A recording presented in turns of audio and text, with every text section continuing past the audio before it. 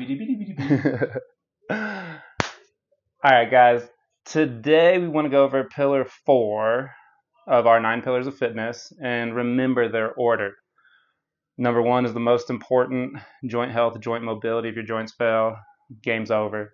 Number 2 and 3 are combined if you're a recreational athlete, and that's speed and power development. That is probably the number 1 physical capability that puts people out of the sports they love, is they can no longer generate or absorb force quickly enough to do it safely.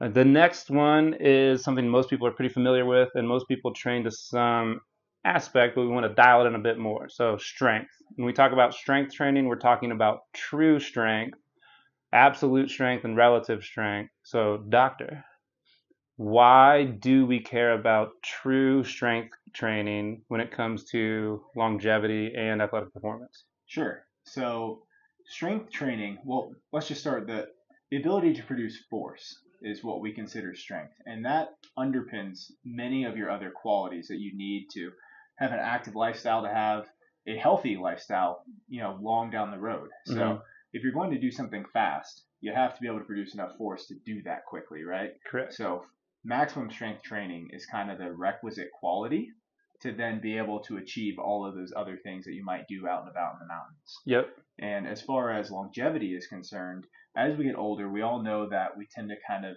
lose muscle mass as we're getting older. So maintaining that strength capability is really important, whether it's for continuing to ski or being able to, put away heavy boxes on the shelf someday. Mhm. Yeah. So strength training is necessary to keep your bones strong. It's necessary to keep your muscles strong. Your bones, your muscles, your ability to move is necessary to keep cognition high. There's a lot of correlation and association between those two things.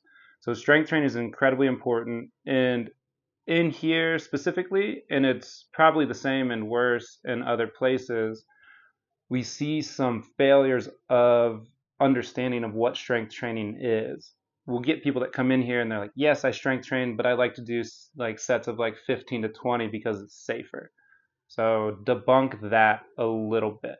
Yeah, so I think it's important to get a terminology set, at least the way I like to use them. And when I'm talking about all classes of training in a gym, I usually will use the term resistance training. Mm-hmm. Whereas if I'm really focusing on strength, I will call it strength training. Mm-hmm. And I think sometimes those waters are a little bit muddied.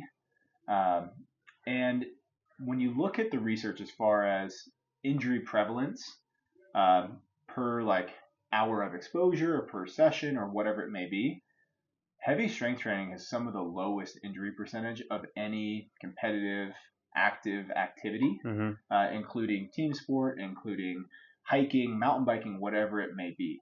So if it's done well with proper loading, good coaching, if you're not familiar with training technique, then the chance of injury are actually very low. Yeah, 100%. Anything you do in a mountain environment, you have a greater risk of injury than in a weight room, especially if you're being intelligent and working with coaches that can guide you well. Doing sets of 15 reps, that's a great way to introduce yourself to resistance training. And then we need to slowly drop the reps and increase the weight so that over a period, depending on who you are and how long you've been training, over a period of 3 to 9, maybe even 12 months, we get to the point where you were doing sets of 20 squats with a 25-pound dumbbell to now we're doing sets of 3 or 4 reps, and I will give you $100,000 to do 6 reps if you're supposed to be doing 4 reps, and you try as hard as you can, but you fail on that 6th rep. $100,000 is not enough motivation to get you to that next one. That's a good intensity to work up to for true strength training, because then we get maximal recruitment of muscles, your nerves are doing what they should, the whole system's engaged maximally, and the benefits of that are massive. Doing resistance training is fantastic, but it's not going to build the qualities necessary to create a complete athlete. Mm-hmm. Resistance training is typically more muscular endurance, and that is important. That's one of our pillars. But to err to all of my resistance training is muscular endurance, and I never actually hit true strength. that's going to compromise joints, that's going to compromise tissue, and that'll lead to an eventual decline because we're not creating a well-rounded athletic system. Yeah, absolutely. And that all comes back to the SAID principle, Yep. which, if you're unfamiliar, it's basically the idea of specificity. So the way you train will cause the adaptation you see from it. Mm-hmm. And if we're always training in that 10 to 20 rep range, then we're going to get really good at lifting a light to moderate load for a lot of reps. But you're not going to be able to produce high levels of force. And we all know, regardless of what outdoor activity you're doing in the mountains, sometimes high levels of force are required. So 100%. if you're going to truly get stronger, then you have to lift with heavier loads. The recommended range is generally anywhere under 4 repetitions and Mm-hmm. above 80 to 85% of your 1 rep max. Yeah, and if you don't know what 1 rep max is, it would be having 1 rep in reserve. So if you're trying to do 4, you could do 5 good reps, but you certainly couldn't do 6. And that goes back to the $100,000 example.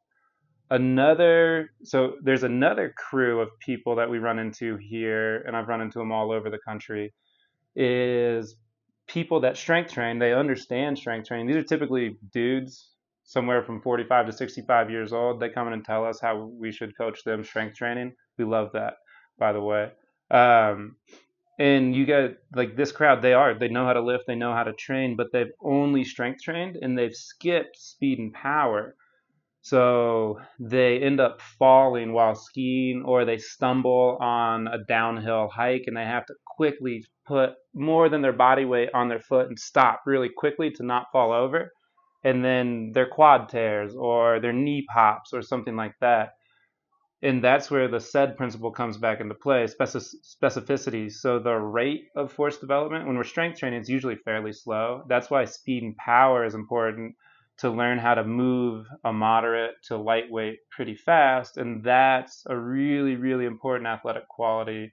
And so they go side by side. Like, I know how to strength train. Awesome. Do you also just train speed and power? A lot of people that have ankle, knee, hip, back issues, they're pretty strong, but they're not very fast anymore. And that's a very important quality to work in. So if you do know how to strength train, that's awesome. Now let's look at the rest of the 9 pillars, because strength is one that most people that have trained for a lifetime, played high school, college athletics, they've picked up some form of strength training. And that's a really good thing to do, but you also have to look beyond it. Yeah, and I think one thing that I tell a lot of my clients and athletes is even during strength focused blocks, we're training with intent. So that means while under control, you're trying to move the bar, at least on the concentric portion, as fast as you can. Mm-hmm. So you're trying to develop that force rapidly, not taking as long as possible to move the bar. And that Correct. can help hold you over in those periods where you're not really focusing on speed and power. Correct. That's a pretty solid summary of strength training. If you already do it, that's fantastic. Make sure you're looking at the other pillars. If you felt called out when I said 15 to 20 reps, that's not a bad thing. It's way better to be in the gym than not be in the gym. Our whole goal is to help you make decisions to optimize your time in the gym to accomplish the goals that you have. So making sure that your actions and your goals line up. Mm-hmm. I think you hit it. Awesome.